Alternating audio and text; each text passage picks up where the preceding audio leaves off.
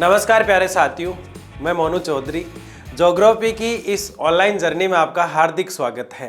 Class 11th की geography को पढ़ते हुए हम आगे बढ़ रहे थे और क्लास 11th की जो हमारी ज्योग्राफी है उसमें चैप्टर नंबर 2 पर हम बात कर रहे थे और चैप्टर 2 में हिमालय को पढ़ते हुए हम आगे बढ़ रहे थे।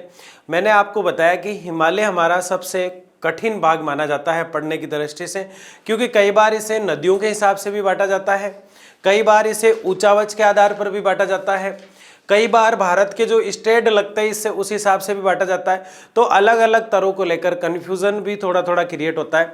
जैसे एक बच्चे का कन्फ्यूज़न था कि सर कभी ट्रांस हिमालय और शिवालिक और मध्य और व्रत बताते हो, कभी शिवालिक व्रत और ट्रांस बताते हो, ऐसा कैसा? तो वो डाउट भी अभी हम खत्म करेंगे। तो आज हम हिमालय जो है उसको तो हम पूरा पढ़ चुके हैं, जो कुछ छोटा मोटा रहा है उस पर हम चर्चा करेंगे। उसके अलावा उत्तरी भारत का जो मैदान है उस पर हम चर्चा करने वाले हैं। यानी आज हम उत्तरी भारत का जो हमारा मैदान है उसके बारे में पढ़ने वाले हैं कि उत्तर भारत का जो हमारा मैदान है वो किस प्रकार फैला हुआ है। देखिए, आप जब बात करते हैं हम तो सबसे पहले हिमालय का हिस्सा आता है ऊपर की तरफ, जो भारत का पठारी क्षेत्र दिखाई देता है। एक प्रकार से पर्वतीय क्षेत्र है भारत का। ये सबसे पहले भारत को जब हम ऊपर से देखते हैं तो ये पूरा हिमालय यहाँ तक दिखाई देता है और इससे नीचे जैसे ही हम ये पर्वतीय क्षेत्र आ जाता है, इससे नीचे का क्षेत्र जैसे ही ये शुरू होता है बिल्कुल पूंछ की तरह यूं, ये उत्तरी मैदान है हमारा। यानी कि मैं आपसे कहूं कि ऊपर का जो हमारा भाग है उसके अलावा जितना भी कुछ आपको दिखाई दे रहा है वो सब सारा क्या है, नीचे वाला वो आपका पूरा उत्तरी मैदान है। यानी कि कुछ समय के लिए अगर मुझे पूरा भारत समझा जाए तो मेरा इस प्रकार से जो ये हिस्सा जो होगा वो हिमालय पर्वतीय क्षेत्र होगा, यानी पूरा पर्वतीय क्षेत्र होगा। उसमें अरावली वगैरह भी आ जाती है थोड़ी थोड़ी, और उससे नीचे यूं तिरछा जो हमने भारत को यूं डिवाइडेशन किया था कि भारत उत्तर से दक्षिण तक इतना है और पूर्व से पश्चिम या पश्चिम से पूर्व तक इतना है, 32, 14 और 29, 33 के हिसाब से हमने इसका डिवाइडेशन किया था। तो ये जो भारत की लंबाई दिखाई देती है 7 सिस्टर, यानी 7 राज्य भारत के एक तरफ दिखाई दे रहे हैं। तो पूर्व से लेकर इधर पश्चिम तक पूरा जो ये लंबाई जो है बीच में जो आ जाती है उसको हम उत्तरी मैदान के रूप में बांटते हैं। यानी उत्तरी भारत का मैदान जो है हम हिमालय यानी पर्वतीय भाग पढ़ने के बाद पढ़ते हैं। सबसे पहले हम पढ़ते हैं पर्वतीय भाग। सबसे पहले जब भी भारत का भौतिक प्रदेश यानी भारत की फिजिकल की यानी भारत की बनावट की या फिर भारत की संरचना की बात जब भी की जाती है सबसे पहले पर्वतीय भाग को पढ़ा जाता है। उसके बाद पर्वतीय भाग पढ़ने के बाद जो हमारा उत्तर का मैदान आता है उसकी चर्चा करते हैं, जो हम आज करने वाले हैं उत्तरी मैदान इसे हम कह सकते हैं। कहाँ का उत्तर का मैदान? तो भारत का उत्तर का मैदान। उसके बाद भारत का जो एक क्षेत्र आता है जो बिल्कुल पठारी टाइप दिखाई देता है, तो पठारी क्षेत्र टाइप है, उसका अध्ययन भी हम करते हैं। फिर भारत का तटीय जो क्षेत्र है उसका अध्ययन करते हैं और फिर भारत द्वीपों के रूप में है उसका अध्ययन हम करते हैं। जैसे कि मौखिक रूप से अगर हम देखें, ये भारत का जो क्षेत्र है यहाँ तक जो इस प्रकार से फैला हुआ है ये पूरा ही पर्वतीय है। इसके नीचे जो ये क्षेत्र आपको दिखाई देगा इस प्रकार से, ये वाला, ये जो इस स्थान पर जो होगा वो तटीय भाग होगा इसका, ये तटीय भाग होता है। जैसे भारत के निचले हिस्से की अगर हम बात करें इस प्रकार से, तो भारत का जो ये निचला हिस्सा है इसका ये भाग तटीय है, यहाँ से ये भाग तटीय होता है और यहाँ आपको द्वीप देखने को मिल जाते हैं इस प्रकार से। तो ये द्वीपीय क्षेत्र हो गया।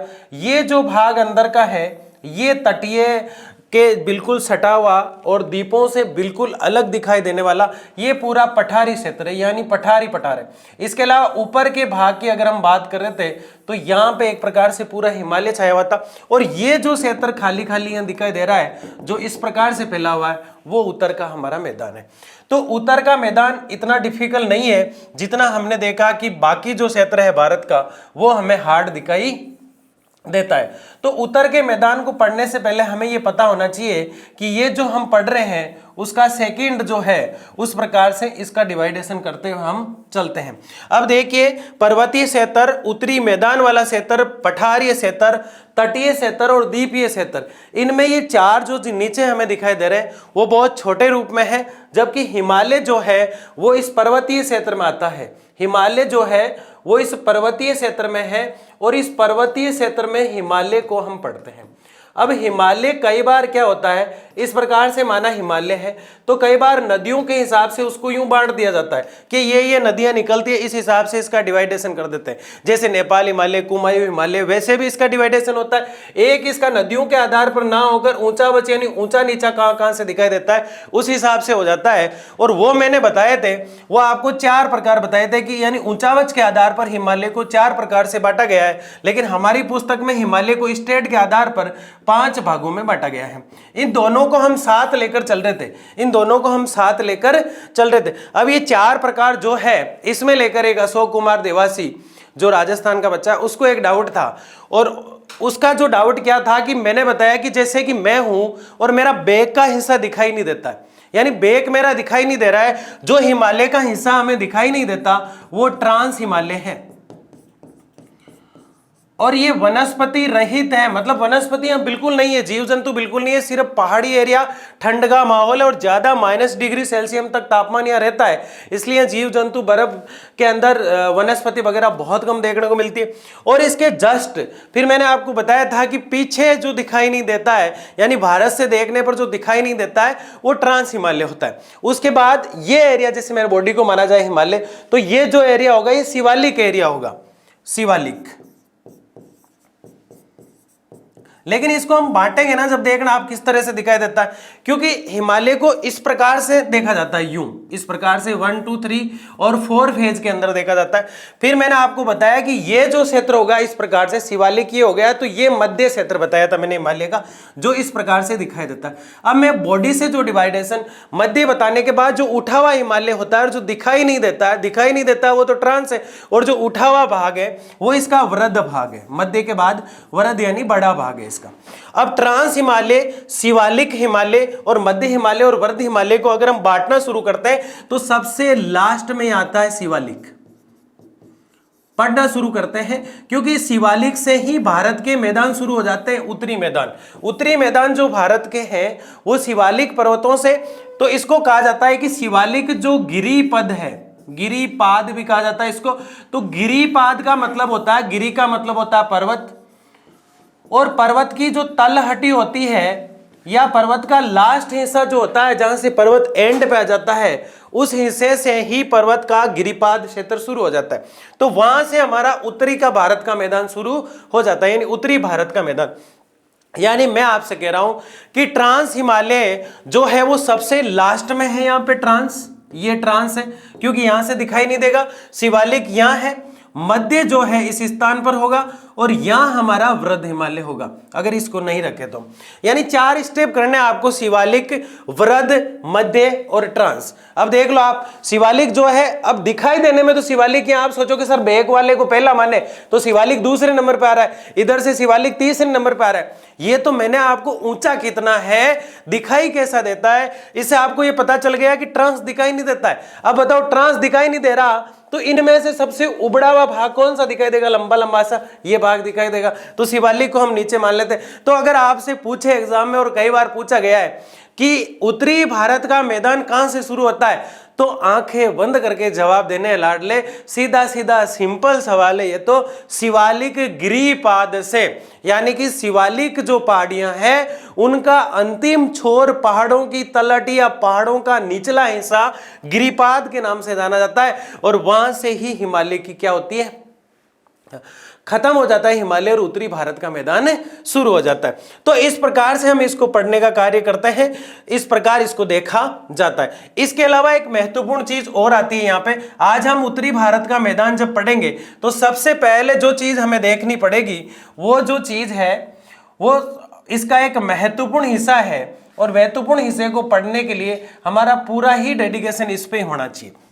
आज हम उत्तरी भारत का मैदान पढ़ेंगे, और ये बना कैसे बना, तो ये पर्वतीय क्षेत्र हमने पढ़ा, बहुत ध्यान से देखना इस चीज को।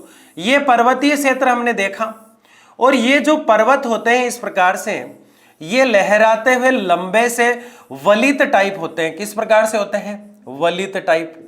अब जो वलित पर्वत होते हैं, लहराते हुए पर्वत होते हैं, वहां का झरने के रूप में जब पानी नीचे आता है, इस प्रकार से पानी जब यहां से झरने के रूप में नीचे आता है और यहां झरने के रूप में आ रहा है, तो यह क्षेत्र कहलाता है भाबर।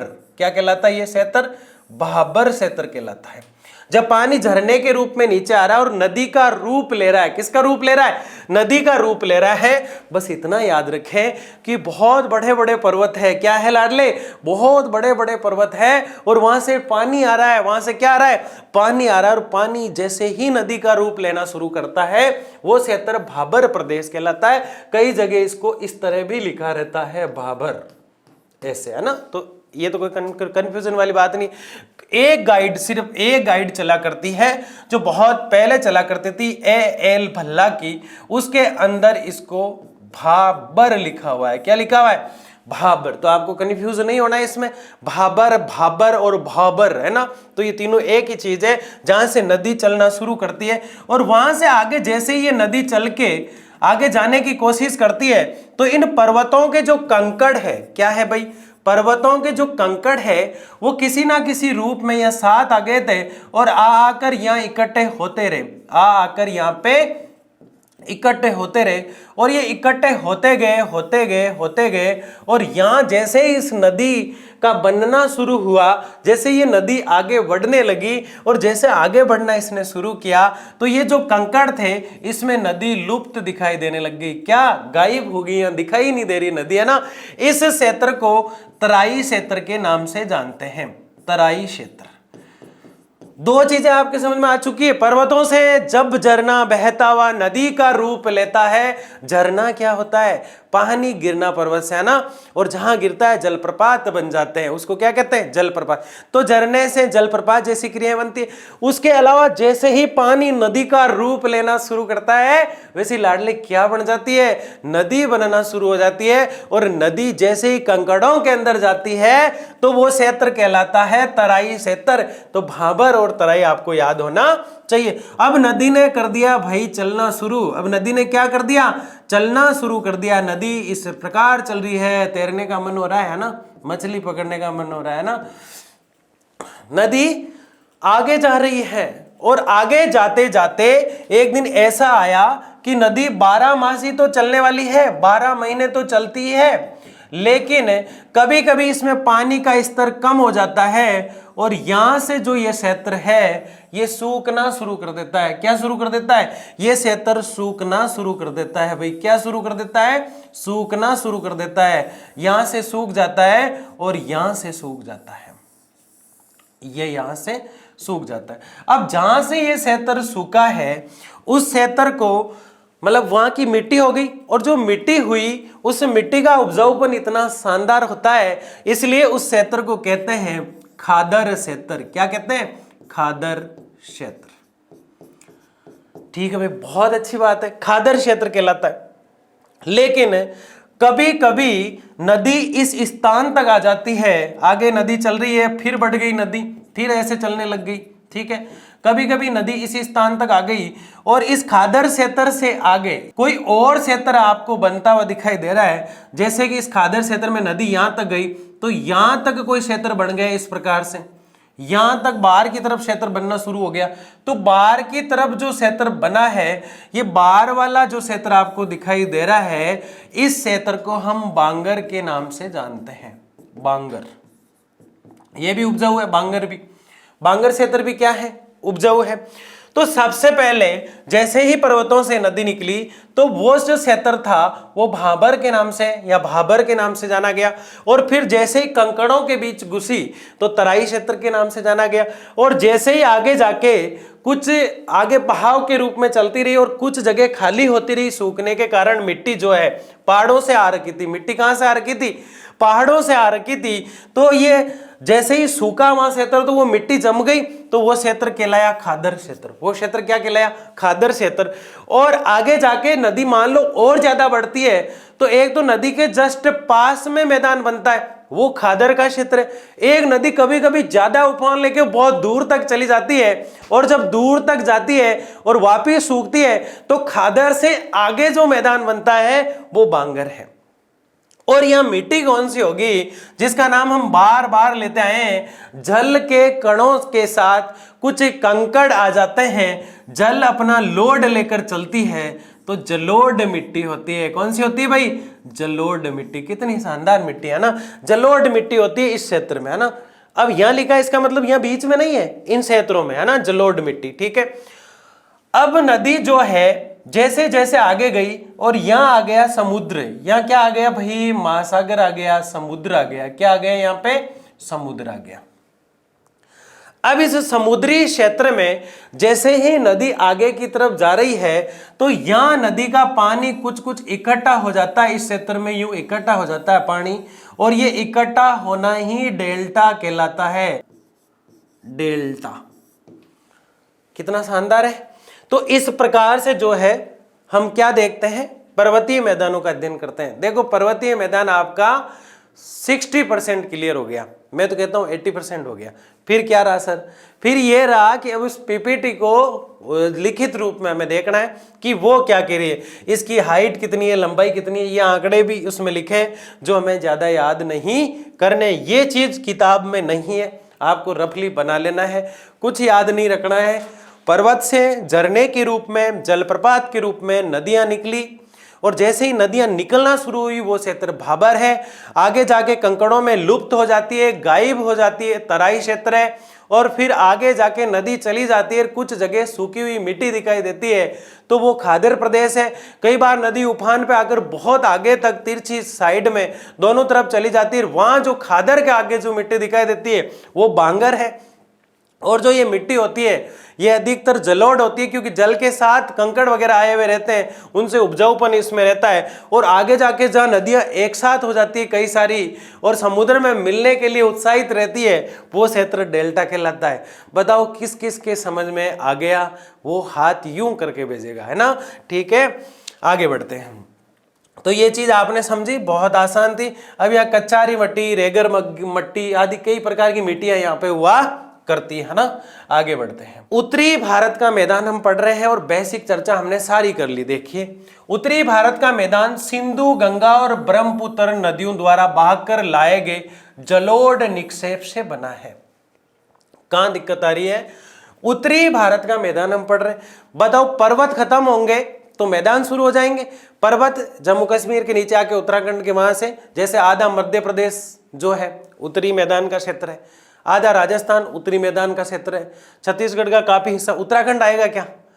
और कैसे आएगा? वो तो हिमालय का मेन जड़ है उत्तराखंड, तो है ना। तो ये जो क्षेत्र है ना, यहाँ ये तीन नदियां महत्वपूर्ण है मेरे लाडले, गंगा, ब्रह्मपुत्र और सिंधु। ये वही सिंधु है जिससे भारत का नाम हिंदुस्तान है, क्योंकि फारस के जो लोग आते थे, ईरान के जो लोग आते थे, वो से को हे बोला करते थे, और वो जैसे ही सिंधु बोलने का प्रयास करते तो उनके मुंह से हिंदू बोला जाता और वो स्थान हिंदुस्तान कहलाने लगा। तो फारस की, जिसे आज ईरान हम कहते हैं, उनका किया धरा ये सब कुछ है।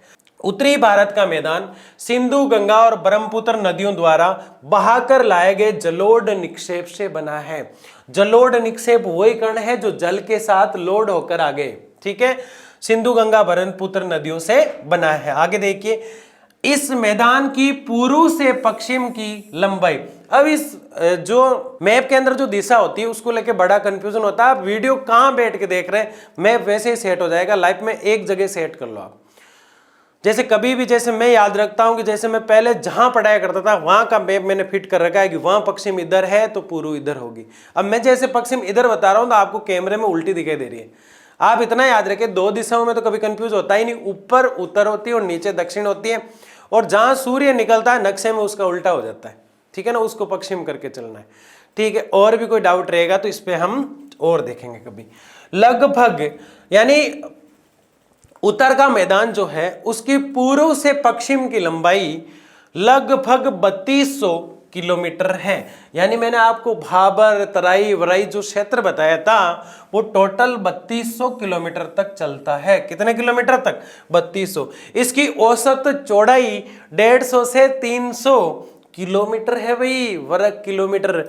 यानी कि 150 से 300 तो ये फैला हुआ चलता है यूं। कितना फैला हुआ? कितने हाथी चल रहे हैं ऐसा लग रहा है ना, बहुत फैला हुआ चल रहा है। 150 से 300 किलोमीटर और 3200 किलोमीटर ये लंबा है भाई, 3200 किलोमीटर। अब आप देख ही लो ना, राजस्थान के ऊपरी हिस्से से शुरू होता है लेकिन लास्ट शुरू होता है हिमालय जैसे ही खत्म होता है, शिवालिक जैसे ही खत्म होती है। गिरिपाद क्षेत्र यानी अंत क्षेत्र से शुरू होता है, गिरिपाद मतलब गिरी यानी पहाड़ों का निचला हिस्सा, वहां से शुरू होता है। और सेवन सिस्टर जो कहलाते हैं मेघालय, नागालैंड वगैरह, जो सेवन सिस्टर यानी एक तरफ ही दिखाई देते हैं 7 राज्य, वहां जाकर खत्म होता है। तो आप सोचो इतना तो होना ही है 3200 तो, क्योंकि हमने पढ़ी जब हम पढ़ रहे थे उत्तर से दक्षिण 29, 33 और 32, 14, तो ये पूरा फॉलो करता है उसको, है ना। 14 किलोमीटर छोड़ता है पूरे भारत को यूं, है ना, बाकी पूरे भारत को कवर कर लेता है यूं उत्तरी भारत का मैदान, ठीक है। जलोढ़ निक्षेप का क्या मतलब है, ये शब्द आ रहा है, निक्षेप का मतलब होता है क्षेत्र। तो जलोढ़ क्षेत्र यानी जल से लाई हुई मिट्टी का क्षेत्र की अधिकतम गहराई 1000 से 2000 मीटर है, यानी जो मिट्टी है ये 1000 से 2000 मीटर तक गहराई तक दिखाई देती है, क्योंकि अभी तक वहां तक ही जम पाई है। उत्तर से दक्षिण दिशा में इन मैदानों को 3 भागों में बांटा जाता है। भाबर, समझ में आ रहा है आपको भाबर क्या है, कोई बताने की जरूरत नहीं है यहाँ पे, क्योंकि भाबर वही है जहां से नदी बनना शुरू होती है। तराई यानी कंकड़ वाला क्षेत्र है ये, ठीक है। जलोढ़ ये तो मिट्टी है, जलोढ़ तो एक प्रकार से, और इससे बनने वाला मैदान जो है, इससे बनने वाला क्षेत्र जो है वो जलोढ़ निक्षेप के नाम से जाना जाता है। जलोढ़ मैदान को आगे 2 भागों में बांट देते हैं। इस जलोढ़ को 2 भागों में बांट देते हैं। एक तो हमने बांगर पढ़ा था, बांगर, और एक हमने खादर पढ़ा था, खादर। तो बांगर जो होगी और खादर जो होगी, बांगर से जो बनेगा वो तो नवीन, खादर से जो बनेगा वो तो नवीन जलोढ़ होगा। कैसा होगा, नवीन जलोढ़, ठीक है। और खादर से जो बनेगा वो पुराना जलोढ़ होगा। कैसा जलोढ़ होगा, यानी पुरानी मिट्टी होगी। बस ये 2 रूप बन जाते हैं, कोई बड़ी बात नहीं है इसमें ना। कैसे बना, खादर पहले आया तो पहले वाला नया ही बनेगा, क्योंकि वहां तो और नई नई मिट्टी आती रहेगी। अब यहां कभी कभी पहुंच पाता है बांगर वाले क्षेत्र में तो मिट्टी का बहाव पानी के साथ, तो जलोढ़ पुराना जलोढ़ होगा। तो ये 2 भाग हैं, यहाँ पे लिखे ही हैं, कम दिखाई दे रहे हैं थोड़े, ठीक है। तो खादर और बांगर ये दोनों नाम लिखे हुए हैं, तो खादर और बांगर मैंने लिख दिए। इनमें नवीन कौन सा और पुराना कौन सा ये भी मैंने आपको बता दिया। तो यहां तक आपके समझ में आया। आगे देखिए, भाबर 8 से 10 किलोमीटर चौड़ाई की पतली पट्टी है। कैसी पट्टी है भाबर, भाई भाबर तो वो है जहां से शिवालिक का जहां अंत हो जाता है, जहां से गंगा ब्रह्मपुत्र नदियां वगैरह होती है। सिंधु 3 नदियों का मैदान ये मुख्य है, गंगा ब्रह्मपुत्र और सिंधु।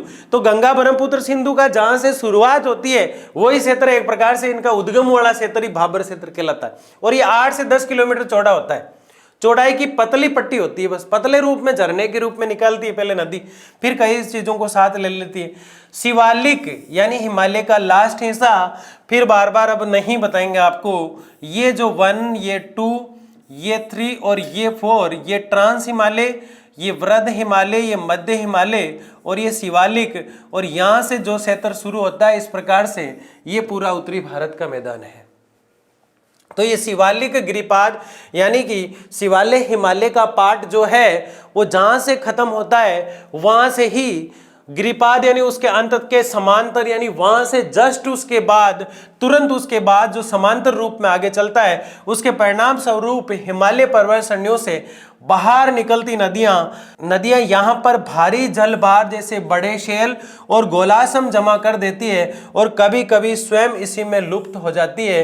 तो ये जो क्षेत्र बन रहा है यहाँ पे पर्वत श्रेणियों वाला, ये तराई की बात कर रहा है। किसकी बात कर रहा है, तराई की बात कर रहा है। क्या कह रहा है ये, इसके परिणाम स्वरूप यानी कि जैसे ही बाबर क्षेत्र बना, बाबर मतलब नदी चलना शुरू करती है, उसके परिणाम स्वरूप यानी अगला रिजल्ट जो दिखाई देता है वो इस तराई क्षेत्र का दिखाई देता है। बड़ी बड़ी सेलें जो है उनके अंदर गोलासम यानी गोले के अवशेष टाइप, ऐसे लग रहा है बड़े बड़े गोले गिर गए, ये पत्थर के गोले होते हैं।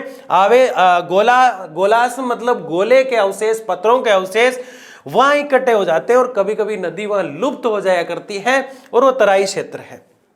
तो यहां हमने क्या देखा, यहां देखने वाली ये चीज थी कि नदी जहां से निकलती है 8-10 किलोमीटर तक पतले रूप में ही चलती है और वही क्षेत्र क्या है, इसका शुरुआती क्षेत्र माना जाता है और ये गंगा ब्रह्मपुत्र और सिंधु नदी का क्षेत्र है। आगे बढ़ते हैं। भाबर के दक्षिण में, भाबर के दक्षिण में, मतलब यूं एकदम से सीधा नहीं होता, क्योंकि हमने पढ़ा 150 से 300 तो ये चौड़ा है, तो थोड़ा सा यूं टर्न ले लेता है, थोड़ा सा टर्न लेते ही नीचे की तरफ टर्न लेगा मैदानी भाग या नदी का जो जल है नीचे की तरफ जैसे ही टर्न लेता है तो वो क्षेत्र दक्षिण क्षेत्र हो जाता है। तो ये दक्षिण की ओर थोड़ा सा टर्न करती है तो यहां से तराई क्षेत्र शुरू हो जाता है, जिसकी बात हमने यहाँ पे की है, ये तराई क्षेत्र। ठीक है, तो जिसकी चौड़ाई 10 से 20 किलोमीटर है। अब देखो जो हमने शुरू में पढ़ा था कि इससे पहले भाबर क्षेत्र की बात की, वो 8 से 10 किलोमीटर जो है उस प्रकार से चौड़ा होता था, 8 से 10।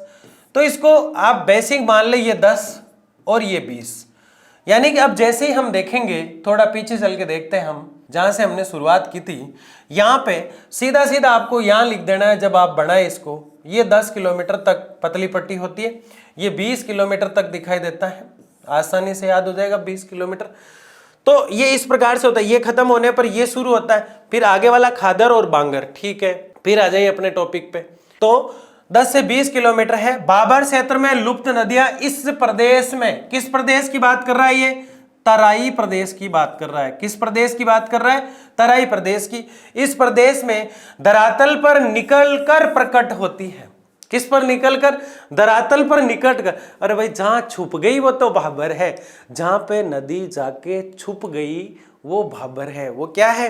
भाबर है। और जहां पे नदी फन करके वापिस निकल गई कि मैं तो जिंदा हूं रे यार, तुमने सोचा मर गई मैं, वो से तराई है। तर तर कर देती है लोगों को, तार तार जला देती है लोगों को कि ये देखो मैं आ गई, है ना। तो तराई क्षेत्र है।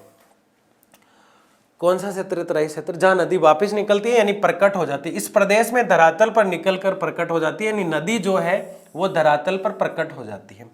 और क्योंकि पहले पहाड़ों पे ही थी, धीरे धीरे आना शुरू कर रही थी, क्योंकि इनकी निश्चित वाहिकाएं नहीं होती है, निश्चित वाहिकाएं नहीं होती है, यह क्षेत्र अनूप बन जाता है। निश्चित वाहिकाएं नहीं होती है, यानी कि नदी पहले उस भाबर क्षेत्र में इसलिए दिखाई नहीं देती है क्योंकि एक निश्चित धार नहीं होती है। जैसे ही बाहर निकलती है और जैसे ही इस क्षेत्र में आती है, खुले में आती है, नाचती हुई, लहराती हुई, खेलती हुई, खिलखिलाती हुई, अनूप यानी बहुत सुंदर, बहुत मस्त और शानदार वाला लुक देती हुई नजर आती है। बहुत ही रमणीय रूप दिखाई देता है इसका। तो ये अनूप का मतलब होता है नदी की सुंदरता यहाँ देखने को मिलती है जब नदी कंकरों से निकलकर खुले मैदान में भागने के लिए तैयार होती है। जैसे कोई एक कैदी सालों से जेल के अंदर था और जैसे बाहर निकला तो खुले मैदान में हवा लेना चाहता है, वैसे नदी जब कंकड़ों से यानी भाबर से बाहर निकलती है तो तराई क्षेत्र की तरफ दौड़ती है, खुले मैदान की तरफ दौड़ती है। और वो जो दौड़ती है तो पहले तो 8-10 किलोमीटर भाबर वाले क्षेत्र में 8-10 किलोमीटर ही चला करती थी पतली पट्टी में, वो फिर चौड़ी चौड़ी चलती है, बहुत खुल के चलती है, खुले मैदान में चलती है, 20 किलोमीटर तक का क्षेत्र कवर कर लेती है। और फिर ये खादर से बांगर वाला क्षेत्र बना देती है। कौन सा? पहले तो बांगर बनाएगी, खादर बनाएगी, सॉरी, पहले खादर बनाएगी और फिर बांगर क्षेत्र बनाएगी। लेकिन आगे आ जाता है डसने वाला बड़ा नाग। जैसे ये नागिन चलती हुई, लहराती हुई तराई क्षेत्र को कवर करके आ रही है, और वैसे जैसे इसने खादर बनाया और जैसे ही बागर बनाया, आगे बैठा है महासागर, आगे बैठा है समुद्र, और वो इसको डसने के लिए बैठा है। वहां ये छिपने की कोशिश करती है, रुकने की कोशिश करती है, लेकिन खुला मैदान होता है और वहां सारी नदियां आके वहां इकट्ठी हो जाया करती है, मिलकर बात करती है। अब इससे नहीं बचा जा सकता, हम इसमें ही शामिल हो जाते हैं, तो वो समुद्र और महासागर में शामिल हो जाती है। तो वो डेल्टा क्षेत्र है। कौन सा क्षेत्र है वो? डेल्टा क्षेत्र। ठीक है। निश्चित वाहिकाएं, निश्चित वाहिका का मतलब होता है चलना। तो नदी किधर से चले इसका फिक्स नहीं होता भाबर क्षेत्र में, लेकिन सारी वाहिकाएं यानी चलने की जो नलियां हैं या फिर नदी का जो रूप है चलने का, वो एक साथ हो जाती है। जैसे 3-4 दिखाई दे रही है, एक इधर जा रही है, एक इधर जा रही है, लेकिन आगे जाके एक हो जाती है। तो ये वाहिकाएं पहले निश्चित नहीं है, ये इधर जा रही है, ये इधर जा रही है, लेकिन आगे जाके एक हो जाएगी तो वाहिकाएं निश्चित हो जाएगी। तो बताओ वाहिकाएं निश्चित किस में नहीं होती? भाबर में नहीं होती। निश्चित रूप किस में धारण करने लगती है? तराई में। और किस में पूरा धारण कर लेती है? खादर और बांगर में। कहां? वापिस एक साथ हो जाती है बिल्कुल ही। और नदियां जो होती है, और वाहिक नदियां जो होती है, वो आके मिल जाती है डेल्टा क्षेत्र में, है ना, डेल्टा क्षेत्र में। ठीक है, जिसे तराई कहते हैं, अनूप बन जाता है जिसे तराई कहते हैं। यह क्षेत्र प्राकृतिक वनस्पति से ढका रहता है।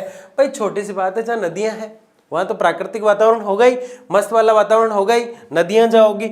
बताओ हिमालय के ट्रांस हिमालय पे नदियां हैं, वरद हिमालय पे नदियां हैं, ऊपर नहीं है, वो तो नीचे आकर बहेगी, तो वहां वनस्पति कम देखने को मिलती है। लेकिन शिवालिक जो क्षेत्र है और मध्य जो हिमालय, वहां पे काफी पर्यटन देखने को मिलता है। क्यों?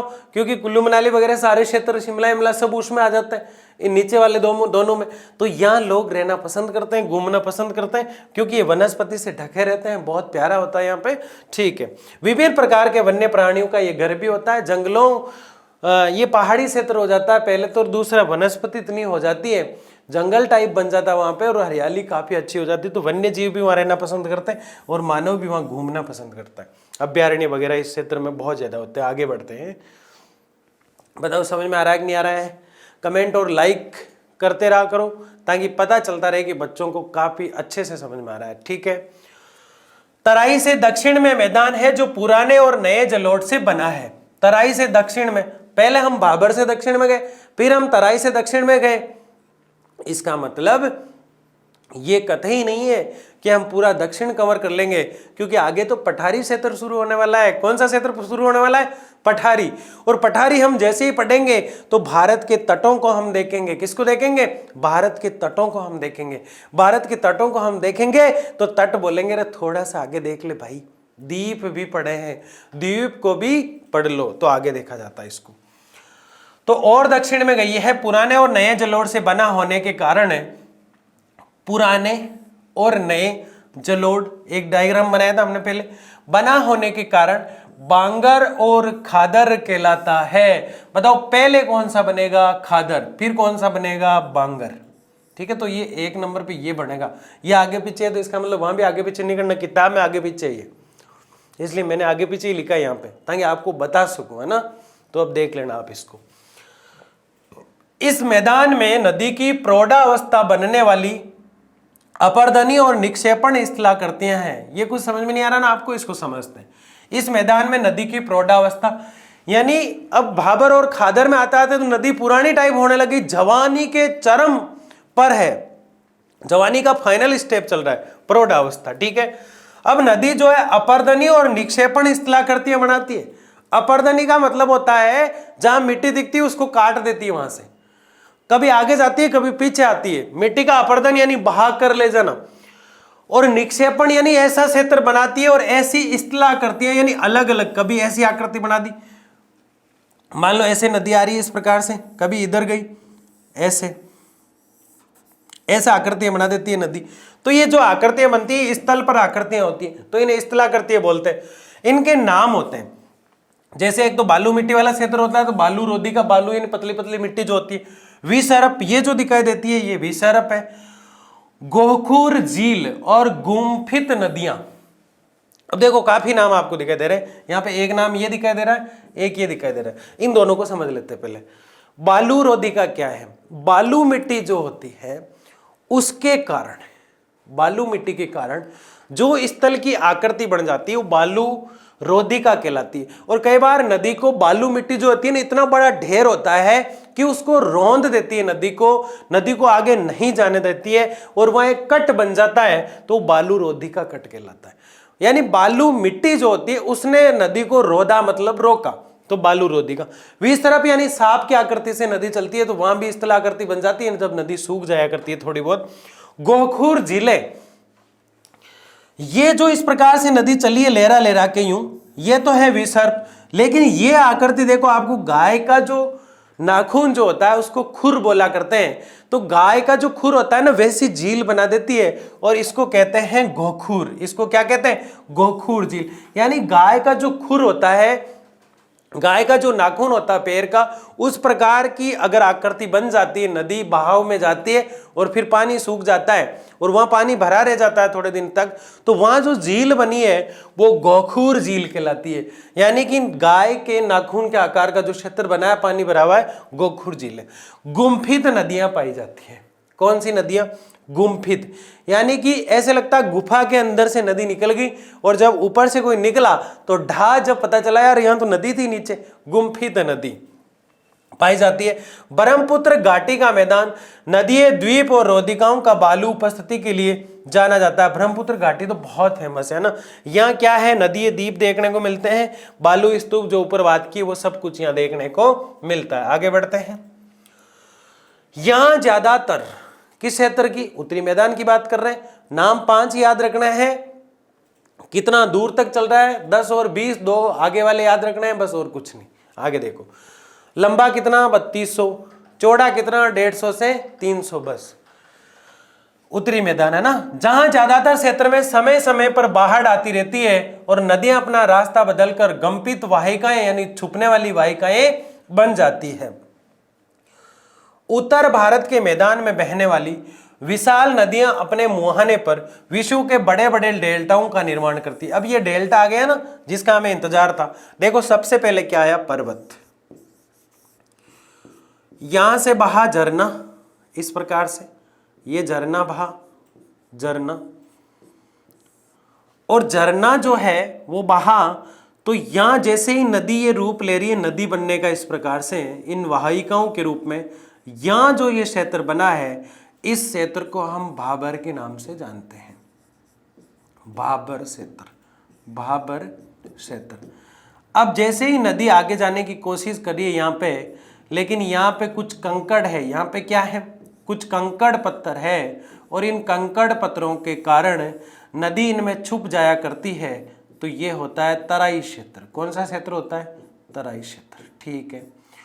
अब जैसे इन तराई क्षेत्रों से नदी खुलकर यहाँ से छुपने के बाद आगे जाया करती है, तो ये जो क्षेत्र होता है इसका खुलकर आगे बढ़ने के लिए जो क्षेत्र होता है वो एक आता है खादर और दूसरा आता है बांगर। और यहाँ से नदी जब आगे जाती है इस प्रकार से, तो यहाँ से फिर आगे जो लास्ट क्षेत्र आता है वो डेल्टा क्षेत्र होता है, ये वाला। आई बात समझ में यहाँ तक? किसी को कोई यहाँ तक डाउट?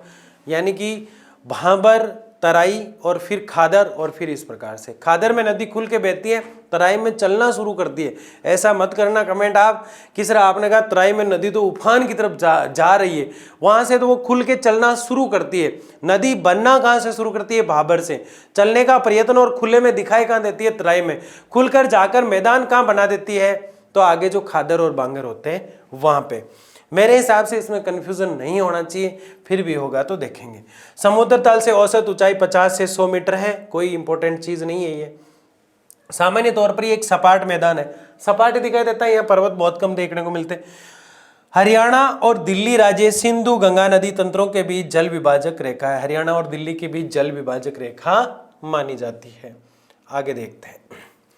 ब्रह्मपुत्र नदी अपनी घाटी में उत्तर पूर्व से दक्षिण पश्चिम दिशा में बहती है। यानी ब्रह्मपुत्र नदी किधर से किधर बहती है ये हम पूरी पढ़ेंगे। वैसे उत्तर पूर्व से शुरू करती है और दक्षिण पश्चिम दिशा में बहती है, परंतु बांग्लादेश में जैसे ही ये प्रवेश करती है तो धुबरी के समीप ये नदी दक्षिण की ओर 90 डिग्री मुड़ जाती है। धुबरी के समीप, किसके समीप? यानी आपको क्या याद रखना है कि ब्रह्मपुत्र नदी उत्तर पूर्व से दक्षिण पश्चिम दिशा में बहती है, लेकिन धुबरी में जैसे ही जाती है बांग्लादेश में प्रवेश करने पर धुबरी स्थान आता है तो वहां से 90 डिग्री मुड़ जाती है। और ये उपजाऊ जलोढ़ मिट्टी से बने हैं। यहाँ बहुत ज्यादा जलोढ़ मिट्टी होती है। भाई छोटी सी बात है, नदी जहां से निकली है और जिस स्थान तक नदी जाएगी, जहां रुकेगी, वहां तो जलोढ़ मिट्टी ज्यादा ही होगी, क्योंकि वहां तो वो रुकी गई। अब यहाँ तो थोड़ी थोड़ी सूखी है इस स्थान पर, तो यहाँ जलोढ़ मिट्टी जो है कम दिखाई देगी, ठीक है। जहाँ कई प्रकार की फसलें जैसे गेहूं, चावल, गन्ना और जूट उगाई जाती है। ये पूछा गया भाई एग्जाम में। गेहूं, चावल, गन्ना और जूट मुख्यतः किस नदी क्षेत्र में ज्यादा होते हैं, तो ब्रह्मपुत्र नदी क्षेत्र में। जनसंख्या का घनत्व भी है, अब कृषि हो रही है तो जनसंख्या जो है ज्यादा ही रहेगी, तो जनसंख्या का घनत्व यहाँ पे ज्यादा है। तो हमने क्या देखा, हमने उत्तरी भारत का मैदान कंप्लीट पढ़ लिया आज, क्योंकि अब छोटे छोटे टॉपिक है। हिमालय बड़ा था, हिमालय को हमने 2 रूपों में साथ लेकर इसलिए पढ़ा क्योंकि अभी आपने एक नाम पढ़ा शिवालिक, गिरिपाद, और उसमें मैं इतना जोर दे रहा था, उसके पीछे यही कारण था कि अगर हम शिवालिक की बात नहीं करते, अगर हम ट्रांस हिमालय की बात नहीं करते, तो आज उत्तरी मैदान पढ़ने में हम असफल हो जाते।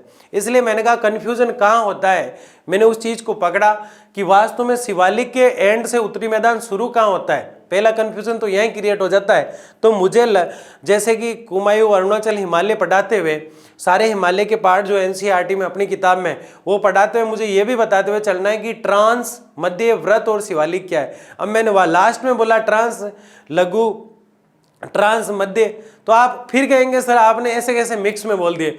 जैसे मैं बोलूँ 1 2 3 4 या फिर मैं बोल दूँ 3 4 1 2, यानी चारों शब्दों का नाम तो मैंने ले लिया, चारों कोड तो मैंने ले लिए काम में। तो इस प्रकार से जब बोलते हैं तो मिक्स में वृद्ध, शिवालिक, मध्य और ट्रांस बोल सकते हैं, लेकिन क्रम से जब देखते हैं शिवालिक, मध्य, वृद्ध और ट्रांस, इस प्रकार से देखा जाता है। सबसे बड़ा डाउट ये था।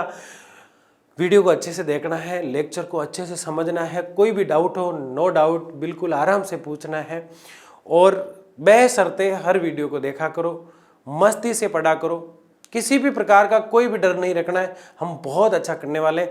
हमारा टारगेट 12th और उसके बाद यूपीएससी है और उसको हम जल्द फाइट करने वाले हैं। आप चिंता मत कीजिए, समय जो है उसका इंतज़ार तो हमें करना ही है, बाकी मेहनत आप बहुत अच्छी कर रहे हैं। कभी कभी लेक्चर में जो है किसी कारणवश डिले आ जाती है तो थोड़ा संयम बनाए रखें, धैर्य बनाए रखें। बहुत बहुत धन्यवाद।